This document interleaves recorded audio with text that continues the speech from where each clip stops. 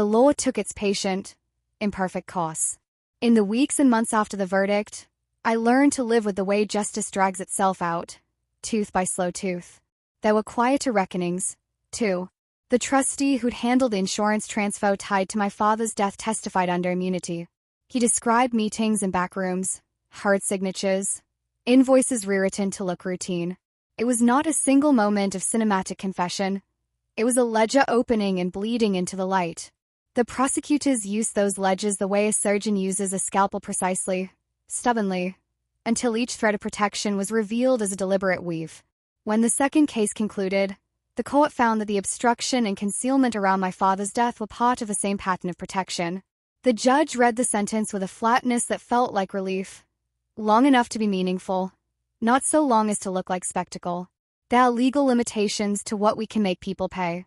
But the sentence put consequences behind the crimes. The name that had haunted my family for years would sit in binding records as someone who had been held to account. I thought that would be the moment everything softened. Instead, something subtler happened. My mother began to wake from the long drought of fear. She went to therapy and sometimes cried loud and ragged in the middle of the night.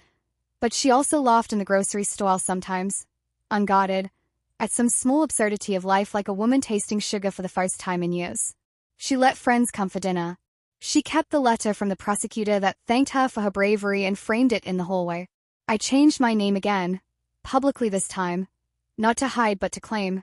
In the clerk's office I signed, and its little stamp gave me something that felt close to peace. When they asked why, I said simply, because we want a name that isn't given by fear. The woman behind the desk nodded in a way that felt ceremonial. And I kept working. Exposing one family's crimes didn't end the system that permits them. I began volunteering with the nonprofit that ran the museum, helping to design a curriculum about worker rights and the history of silenced voices. I spoke at panels on journalism and power, told my story to students and reform-minded prosecutors who were, amazingly, listening. The work was less glamorous than I'd once imagined, but durable in a different way. It built public memory instead of erasing it. There were nights I expected to feel cleansed, some final catharsis that would render the past a note. Instead, I felt like someone who had climbed a mountain only to find, at the top, another ridge. Grief does not dissolve because a name is declared guilty. It softens, it changes form. It becomes a thing you carry that may, in time, shape your life into something that honors what was lost. Sometimes, when I'm alone, I still open the small box where the passports sit. The paper is thin, and the stamps look like scars. I run a finger along the edges and remember a little girl who thought her mother's stories were all the world she needed. I remember the way those stories changed, the way silence became a form of survival. I also remember the people who stood with me, the seamstress who kept Polaroids, the archivist who refused to redact a file, Alina who learned to make my anger into something the world could read. If there is a lesson, it's a simple one. Vengeance, when it is sought as a private fury, rusts your hands. Justice messy, bureaucratic, protracted, leaves traces in the world. It makes institutions answerable. It creates records that stop predators, sometimes, from moving on to the next victim. That doesn't fix everything, but it shifts the odds. It means the next child might have a different life. My mother and I sit on the porch on slow Sundays. She folds laundry. I read. We talk sometimes about nothing, the weather, a neighbor's new dog, and sometimes about the past, in small, careful sentences. There is still pain. There is still an ache for people who didn't live to see their names cleared. But the house doesn't feel like a hiding place anymore. It feels like a place where two people who are taught to be small can learn how to be seen. At the museum's opening, a woman came up to me with tears shining on her cheeks.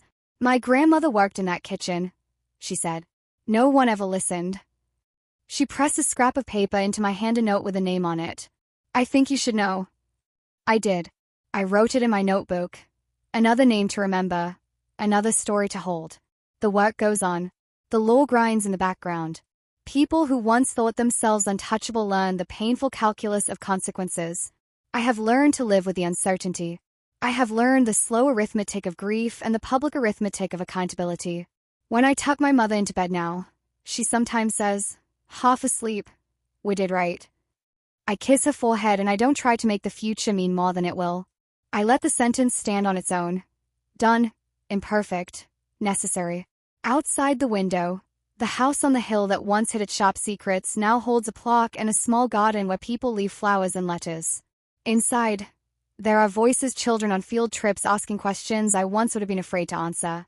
I tell them, plainly, about the importance of names and records and truth. I tell them about courage. I tell them to keep a paper trail, to believe witnesses, to listen.